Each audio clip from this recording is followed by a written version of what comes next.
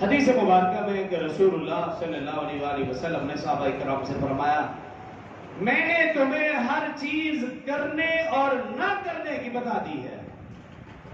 جو کرنا ہے وہ بھی بتا دیا، جو نہیں کرنا وہ بھی میں نے تمہیں بتا دیا۔ اور پھر فرمایا سن لو، جبریل امین علیہ السلام نے میرے کان میں یہ بات ڈال دی ہے، کوئی بھی شخص اس وقت تک نہیں مرے گا جب تک کہ وہ رزق پورا نہ کر لے جو اس کے لیے لکھا جا چکا۔ اور پھر فرمایا ہاں اگر ملنے میں تاخیر ہو جائے تو اللہ تعالیٰ سے اچھے طریقے سے طلب کرو، اور اللہ سے اچھے طریقے سے طلب کرنے کے دو طریقے ہیں، نمبر ایک اللہ کی عبادت اور رسول صلی اللہ علیہ وسلم کی اطاعت۔